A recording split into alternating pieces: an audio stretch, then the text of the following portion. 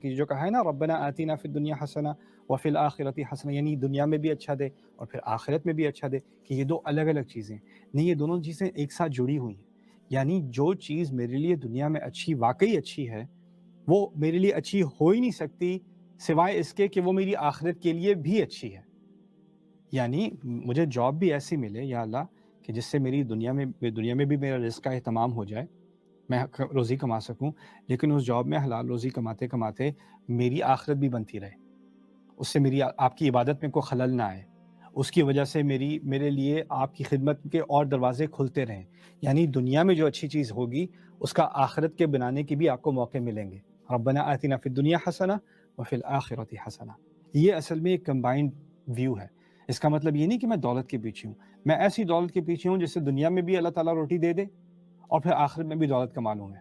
یعنی اس دولت کی وجہ سے میں زیادہ صدقہ دے سکوں، اس دولت کی وجہ سے میں لوگوں کی مدد کر سکوں، اس دولت کی وجہ سے میں اپنی تعلیم میں اپنے دین کی تعلیم میں اضافہ کر سکوں، میں اس کا صحیح استعمال کر لوں۔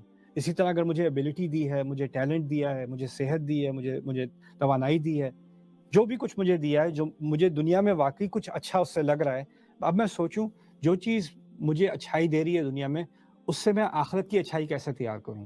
وَأَنفِقُوا مِمَّا جَعَلَكُمْ مُسْتَخْلَفِينَ فِيهِ، اللہ تعالیٰ کہتے ہیں کہ جو چیزیں تمہیں دی گئی ہیں، جو چیزیں پیچھے تمہارے ساتھ چھوڑی گئی ہیں، ان میں سے خرچ کیا کرو۔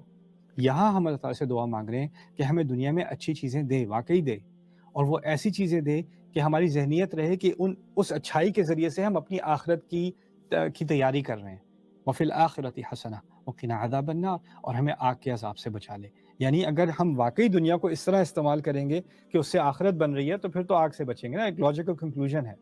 پچھلی دعا میں کیا تھا؟ یا اللہ دنیا سنوار دے، بس دنیا کے مسئلے حل کر دے، ربنا آتنا فی الدنیا حسنہ۔ اس کا تو آخرت سے کوئی تعلق ہی نہیں ہے، آخرت کوئی الگ چیز نہیں ہے، یہ ہماری دنیا کے ساتھ جڑی ہوئی ہے۔ اور یہ اتنا خوبصورت دین ہے کہ اگر انسان حلال کمائی کما رہا ہے تو اصل میں آخرت بھی کما رہا ہے اسی وقت۔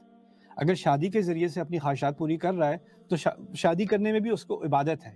اگر اولاد کی تربیت کر رہا ہے، اولاد کو دیکھ کے مجھے خوشی ہوتی ہے، لیکن اولاد کی صحیح تربیت بھی عبادت ہے۔